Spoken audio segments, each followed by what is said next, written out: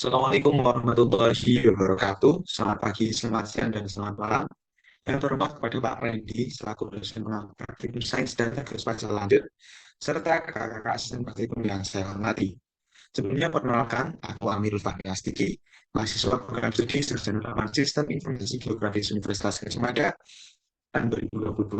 Kali ini akan menjelaskan sekaligus demonstrasi terkait dengan proyek yang telah saya buat serta penampilan hasil praktikum yang telah saya buat pada praktikum SDGL acara keempat mengenai semantic segmentation berbasis deep learning untuk klasifikasi wilayah tambang. Oke, sebelum menjelaskan terkait dengan proyek bisnisnya seperti apa, saya akan menjelaskan terlebih dahulu apa yang akan kita lakukan di sini, di mana dimulai dari semantik definisi dari semantic segmentation yaitu merupakan sebuah teknik yang bertujuan untuk membuat sebuah klasifikasi untuk setiap pixel pada citra keindahan jauh ataupun melalui peta. Nah, di sini akan kita buat dari semantic segmentation tersebut akan diberikan label tertentu pada objek dalam gambar. Seperti yang akan kita olah di sini yaitu untuk analisis area tambang menggunakan peta topografi. Nah, dalam konteks ini deep learning menggunakan sebuah metode bernama Convolution Neural Network atau CNN. Nah, CNN ini guna untuk mengamati pola atau fitur dari citra atau data yang kita miliki. Seperti yang saya miliki ini yaitu berupa peta topografi di mana saat menguji data kita didapatkan ada tiga data yaitu Oppo, Watts, dan Minds. Nah, setelah itu melalui data tersebut data utama yaitu data peta di sini akan melakukan segmentasi dari pixel-pixel yang ada di peta tersebut, termasuk untuk deteksi secara otomatis area tambang. Nah, kemudian dari peta yang saya miliki ini merupakan peta topografi di mana dapat menunjukkan tinggi rendahnya atau elevasi dari suatu wilayah ditandai dengan ketinggian dan adanya garis kontur di sekitarnya. Nah, berbeda dengan acara kemarin, kita juga melakukan pengolahan melalui menggunakan deep learning di Ansys Pro ini, di mana sebelumnya yaitu object detection, di mana perbedaan itu kita lihat untuk semantic segmentation yang kita lakukan pada pertemuan kali ini guna untuk berfokus pada klasifikasi setiap pixel dalam sebuah gambar ke dalam kelas-kelas tertentu. Nah, kelas-kelas tersebut lebih bersifat umum, seperti dapat diklasifikasikan seperti kelas jalan, kelas sungai, kelas bangunan, kelas jaringan hidrografi, dan lain sebagainya. Dan nantinya setiap kelas yang sama akan menghasilkan label-label yang terus diterapkan melalui model deep learning. Kemudian untuk object detection yang sebelumnya kita olah itu menggunakan detection melalui bounding box, di mana setelah objek tersebut dideteksi akan muncul bounding box atau pembatas dari setiap objek yang lebih bersifat individual atau berumpun.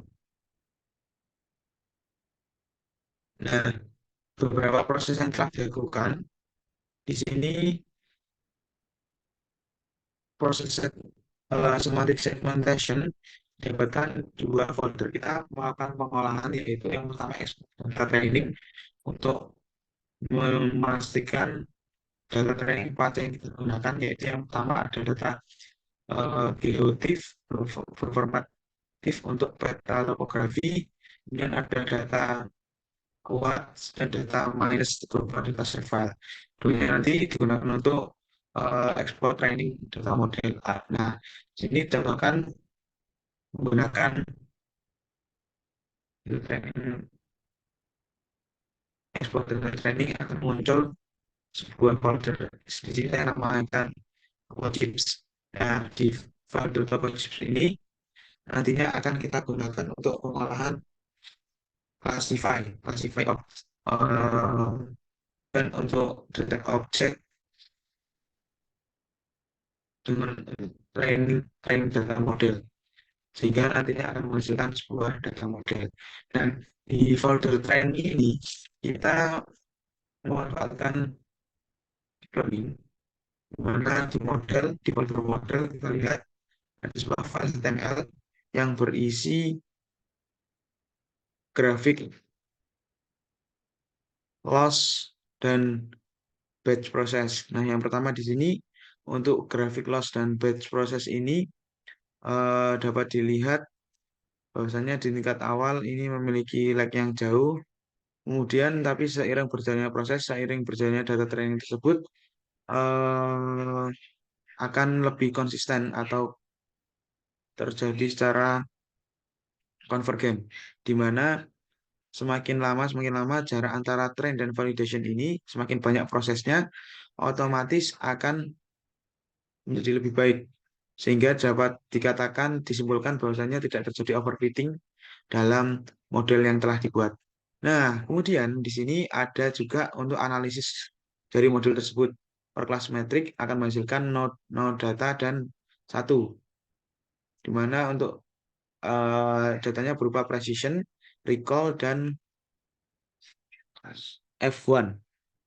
Nah, di sini dapat dimunculkan untuk data yang saya ambil ini data dari VA, di mana untuk kelas precision pada 0 data 0,97426 dan seterusnya sampai F1 score, di mana kelas 0 data ini menunjukkan kinerja yang sangat baik dengan nilai precision, recall, dan F1 yang tinggi karena berada di 0,9.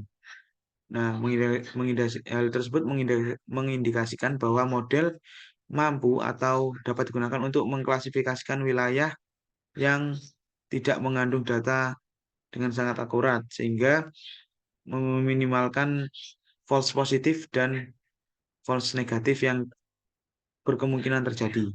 Nah, kemudian ada di kelas 1 wilayah tambang. Di sini coba diterapkan untuk wilayah tambang yang berdasarkan Sheffield Mines.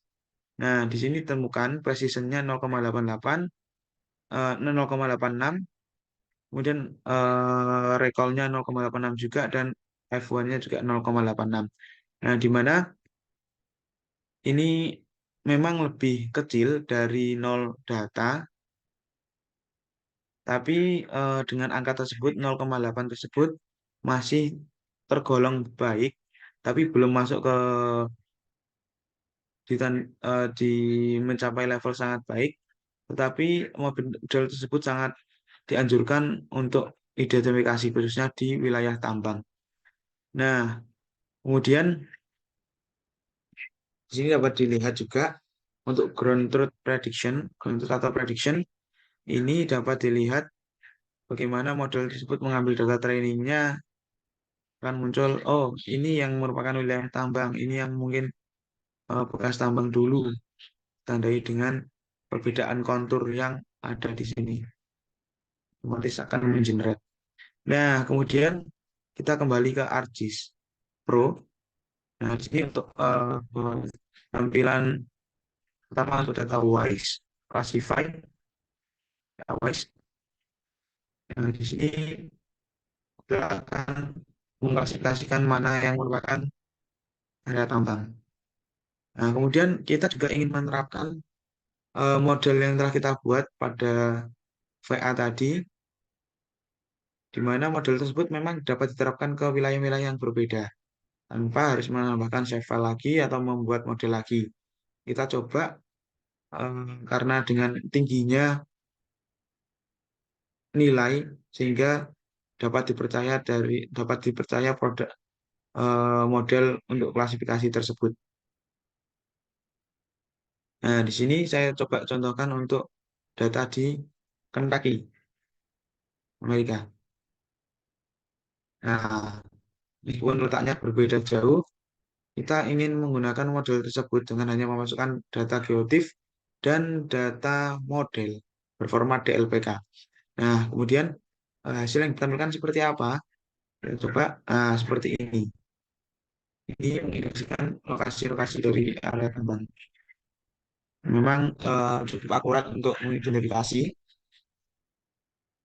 sehingga kesimpulan dari pertemuan ini dalam penentuan dalam pengambilan expo training data model, kita harus benar-benar memiliki nilai yang akurat dan sangat presisi agar dapat digunakan untuk identifikasi pada area lain atau sumber data spasial yang lain.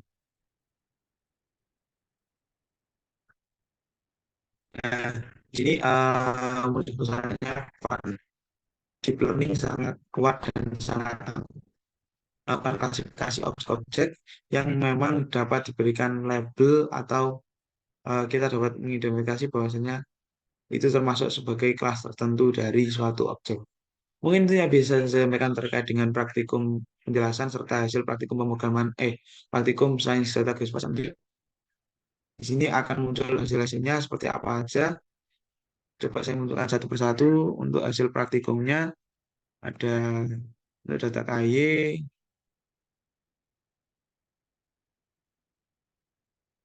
kemudian untuk data VA juga ini udah muncul semua aman. Namun memang karena ada kesalahan dari model, sehingga ada sampel-sampel atau objek yang terdeteksi sebagai wilayah tambang tersebut tidak berada di lokasi yang sebenarnya.